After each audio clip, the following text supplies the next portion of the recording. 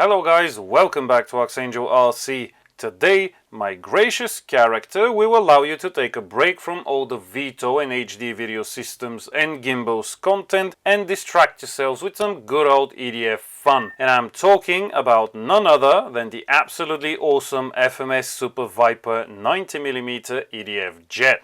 Now, despite what I just said, you will notice something on the nose that some of you may recognize as the CA2 gimbal, and also I am using the CMK32 radio to fly this jet. But this video is not about that, and I will not be talking about that equipment. This is a video of the jet itself, not what it has on it. This is one of the old test beds for one of the projects I'm involved in, but since it has been gathering dust for more than a year now, fully equipped no less, I decided to shake some of that dust off and get it airborne for a quick video because I absolutely love this model ever since the first time I flew it. A while back I was asked to select an off-the-shelf fast and agile model to serve as a test bed for some gear and for autopilot tuning to see just how aggressive we can make it, and this is the model I selected. We got 3 units, all 3 were built the same, looked perfect, worked perfect, flew perfect, sounded perfect, and seemed to be assembled very well.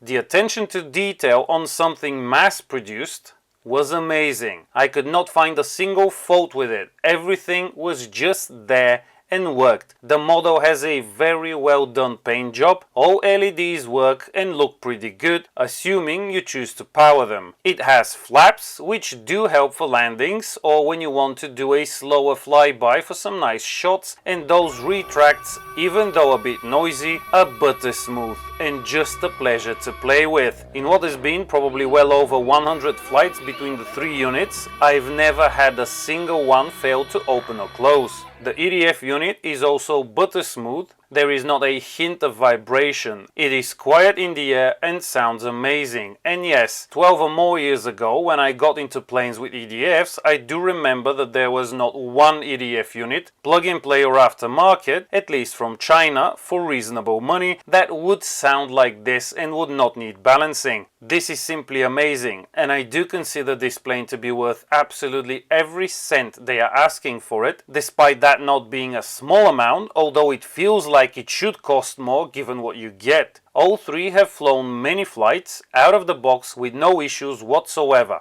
Absolutely brilliant. The EDF unit does have a good deal of thrust, although it is not good for unlimited verticals. It will give you a decent vertical though with a good run-up, which would be adequate for some outstanding fun without the need to invest more in the plane. If you want that, shouldn't be a problem to drop in an aftermarket EDF unit with more of a kick to it. But like I said, even stock, I am amazed by this model. FMS really deserve the praise because they have done an outstanding job here. Takeoffs and landings, be it manual or stabilization assisted, are also very smooth. The Super Viper provides a very predictable and accurate control and performance, and it literally brings me pure pleasure every time it lands to see how that landing gear works to absorb the contact with the runway and prevents the plane from jumping up and down, thus increasing its longevity. And same goes for flight as well. Very precise, very accurate and predictable in its behavior, and it is an absolute blast to throw around in the air and get into some aerobatics once you get used to its performance and handling.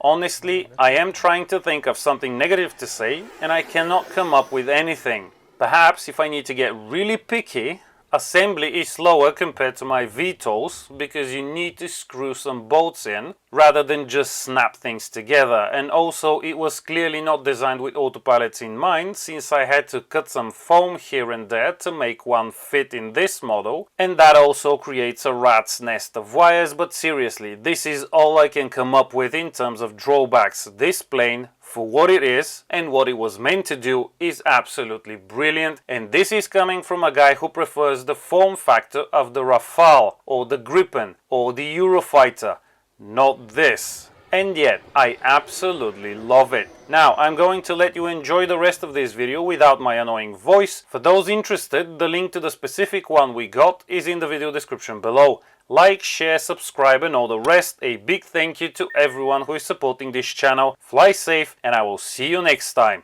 Enjoy!